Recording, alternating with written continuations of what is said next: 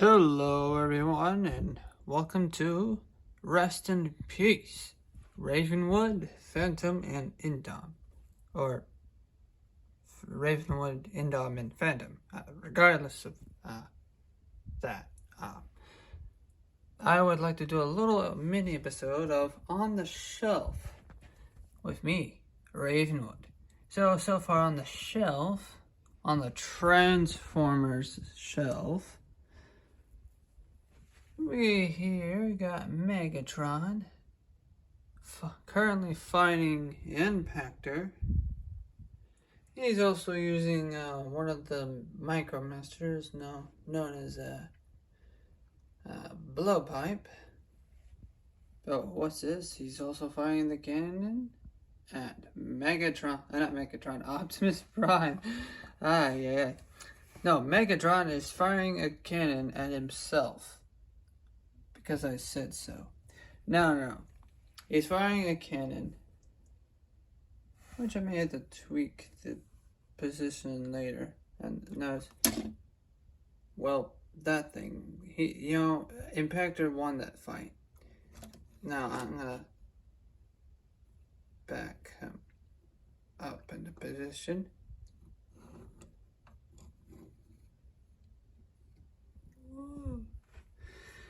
That was hard to do for me personally, but no. See, yeah, there's Optimus Prime holding the axe. Now that looks kind of weird that how he's holding the axe, but he's a robot, so. But the idea is that he's holding the axe, he's firing at him. And oops, as I notice, the gun's not aiming at Megatron, but rather Impactor. Betrayal! No, I'll fix that. I'll probably fix that now, I guess, if I can. No, I'm not gonna do anything. If I do anything, everything will collapse like dominoes. But no, he's kicking Starscream in the face. That's probably very painful. And there's Starscream. There's this other blaster, just in case if you want to see that. Behind him is this clone. Okay, no, just kidding, no. Behind him is Hotshot and Heatstroke. I think that's Heatstroke. Let me take a look. Hot Link, yeah. Hot Link is the purple one. The blue one that's on his gun is Heatstroke, I believe. And the one that Sound Blaster is holding is Heartburn. No, Heartburn. And he's got two of the Double Dealer characters on his backpack, attached to his backpack. Made in Vietnam. I wish that stamp wasn't there, to be honest. But I'm not the one who designed the figures. Just the one recording this video. So he's firing onto the Autobots over here. Not Soundwave. Soundwave is not an Autobot. But as you can see, I got Soundwave holding Ratchet with his little device, with his gun actually, but using the shield to fight off Ratchet. Let's beam back over to Sound Blaster real quick. I was gonna put some in one of the figurines in his chest, but that didn't happen. So yeah, and that's just the instructions telling me that was Hot Link and not. Oh, by the way, yes, what I did to the gun is I combined the sniper rifle over here. Well, both of them. You can look at both of them. But that's what I did with both of them. I combined both the sniper rifles to each other, or rather, blowpipe to the sniper rifle, and make it not the sniper rifle, but the seeker rifle, thus making it into a sniper rifle or something. I don't know. A super rifle? I don't know. There's Mirage. There's RC. Now, the reason why RC is in this position that I've formed her in, or I put the shell on her back like a dress or a cape. It's because when I tried to transform her into her vehicle form, the legs wouldn't fit in the vehicle form. Tried every possible formation. I fold them backwards, I fold them forwards, I fold them in and out. And then there's the problem with the wheels. And so essentially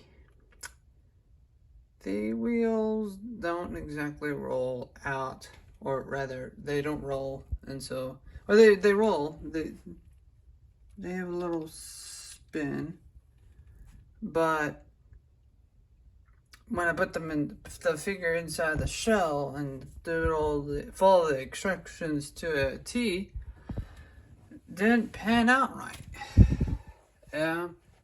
Yeah, and plus this is also the Kingdom version of the RC, not the Earthrise RC. I wanted to get the Earthrise RC because I've been told that you won't have these certain problems, or you face less problems with this version of RC. So I don't know, maybe, I don't know, but I didn't look out with that. There's the Soundwave. The not the Earthrise version, the Siege version. I want to get the Earthrise version, but not for the same reason as RC over here. Just because the Earthrise version of Soundwave is much more Soundwave. A boombox, not a space rocket ship. Don't get me wrong, it looks cool. But yeah, I also want the Soundwave with a space rocket ship. So yeah. And then there's Ratchet with 2 Autobot pistons, whatever. I may change the positions of these Autobots and the Decepticons. Mostly the Autobots. I have more Autobots than Decepticons, honestly. Not because I like Autobots more than Decepticons. I actually like the Decepticons more than Autobots. It's just that I can only so far I can only afford the Autobots more, and I think there's just simply more Autobots in the War for Cybertron toy line than there are Decepticons, theoretically. I'm not certain. I think I'm probably definitely wrong about that. I haven't done a head count, but like of all the characters, there are Autobots and Decepticons. There are like a lot of them that are just basically retools. Like you got a lot of retool Starscreams, or Seekers in this case. And then you just got a lot of retooled Wheeljacks / Red Alert. Red Alert definitely was retooled. And there's a lot of retooled of him. Not so many retooled Impactors though. Just 1 or 2 different variants. Really not that special with the Autobot or the Decepticon one. As you can tell, well, you can barely tell, I got the Autobot one, which really didn't do much except for like, oh, you want an Impactor with an Autobot icon? Well, yeah, fine. There you go. Autobot icon. Or Autobot badge. Yeah. Yay. But that's...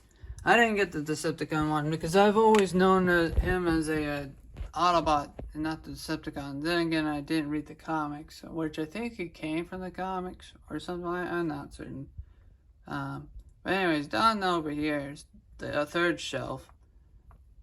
This final shelf is basically Cup, Blur, and Eraser, which I don't have room for Eraser on top. Well, I do, but I would have to rearrange the fighting scene just to fit Eraser in.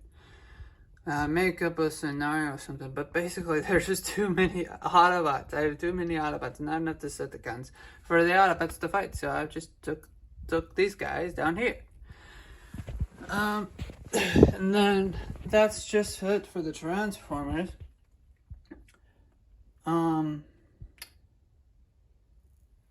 But for the top shelf, the very top shelf, I'm not going to cover all the shelves on my side of the rest in peace.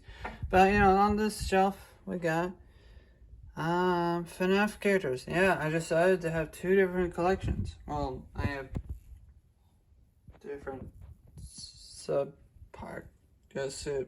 collections, but that technically doesn't count because they're books. I'm also collecting book series and whatnot, but I'll show that in a separate episode. The books I'm collecting, rather. These are figures and whatnot. Figurines and whatnot. So yeah, the figurines will go on these shelves here, and so yeah, right here you get the Nightmare animatronics. I do not have all the Nightmare animatronics. I just have most of them. I do not have Nightmare Fredbear, which I do really want, and so, but these are where I'm putting the Nightmare animatronics, or at least the ones that I can find at the moment. Yeah, these are the only ones that I can find currently. These Nightmare animatronics. Now, sister location. Probably, I think I've completed 75% of the sister location collection. Because, like, you got the little baby bads and the little mini arenas. I don't know how to collect them because or collect those guys separately because they're not this size. They're smaller. I'm not going for accuracy, but if they do come in these pop figurines, let me know. But, besides that, I think there's like a Yendo character somewhere there. And probably few other sister location characters are not part of the set, like sister location or FNAF World Chica. That's technically sister location is Chica, but regardless, got a little head. I haven't collected the other animatronics to get the rest of her, I guess, but I do have the head, so that's what counts. I'm ahead of the situation. Going over to here. Got the Glamlack figurines. I do have some pointers about. I do want to like have a review of every character. Maybe one day I'll do a review series, or maybe this is that intro. Oh, maybe it is that intro, because it is an intro. To a new series that I'm doing for the show, where I'm doing a review thing for each individual character. Now, I will not be reposing these characters. Reposing all these characters individually took at least approximately 1 hour. Roughly. Well, FNAF figurines...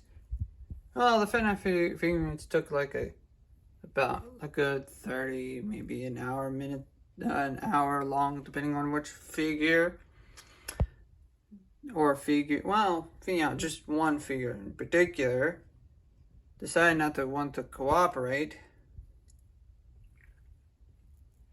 My little brother helped me out with the Funtime figurines. Of course, I already posed them differently, but he decided to pose them this way, especially this guy. But however, I originally put them somewhere. I originally put art somewhere else, but anyways, I put them I think I had them hanging somewhere over there on that ledge right there where it says Funko.